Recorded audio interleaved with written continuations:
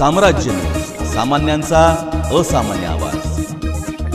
सध्या शिक्षकांवर अध्यापनाशिवाय अन्य कामांचाच भार अधिक असल्याने गुणवत्तेवर परिणाम होऊन शाळांमधील पटसंख्या झपाट्याने कमी होत आहे। या पार्श्वभूमीवर आता शनिवारी शाळा सुटल्यावर आणि रविवारीच शिक्षकांना अशैक्षणिक कामे दिली जाणार आहेत। 15 जूनपूर्वी यासंबंधीचा शासन निर्णय काढला जाणार आहे। तत्पूर्वी अध्यापनावर परिणाम करणारे उपक्रम, सर्वे अशा बाबींचा अभ्यास करून अहवाल देणारी जबाबदारी कोल्हापूर विभागाच्या उपसंचालकांवर सोपवली आहे।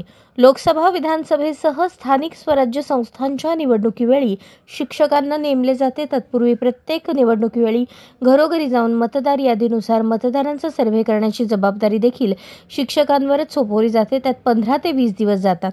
दुसरीकडे राज्य, केंद्र सरकारच्या विविध महत्त्वाच्या सर्व्हेसाठीही शिक्षकांची मदत घेतली जाते। याशिवाय शिक्षण विभागाकडून वर्षभर 100हून अधिक उपक्रम राबवले जातात।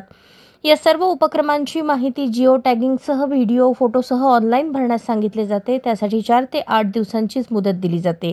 त्यामुळे शिक्षकांना अध्यापनाऐवजी वरिष्ठ स्तरावरून मागवलेली ती माहिती भरण्यासाठीच वेळ द्यावा लागतो। आता हा प्रकार कायमचा बंद होणार असून शिक्षकांना सर्वाधिक वेळ अध्यापनासाठीच देता येईल असे नियोजन केले जात आहे। शिक्षकांना भरावी लागणारी माहिती माध्यमिक शाळांमधील लिपिक किंवा ग्रामपंचायतींमधील डेटा ऑपरेटर भरू शकतात का, हा पर्याय देखील पडताळून पाहिला जात आहे। शिक्षकांवर सध्या अध्यापनाच्या मुख्य कामाशिवाय अन्य कामांचाच भार अधिक आहे, ही वस्तुस्थिती आहे। कोल्हापूरचे शिक्षण उपसंचालक यांच्या अध्यक्षतेखालील अभ्यास गट त्यावर काय उपाय करता येईल यावर अभ्यास करत आहेत।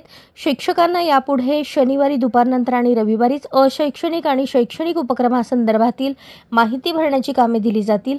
15 जूनपूर्वी शिक्षकांची बरीच अशैक्षणिक कामे कमी होतील।